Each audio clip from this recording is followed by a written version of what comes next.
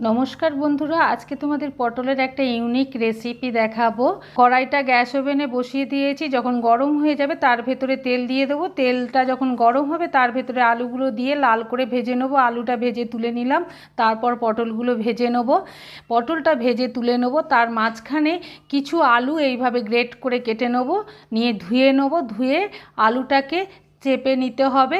চেপে নিলে জলটা বেরিয়ে যাবে, নিয়ে এইভাবে ছড়িয়ে দিতে হবে। নিয়ে তেল ছিল কড়াইতে, সেই তেলটা আবার গরম করে তার ভেতরে আলুটা ভালো করে ভেজে নেব।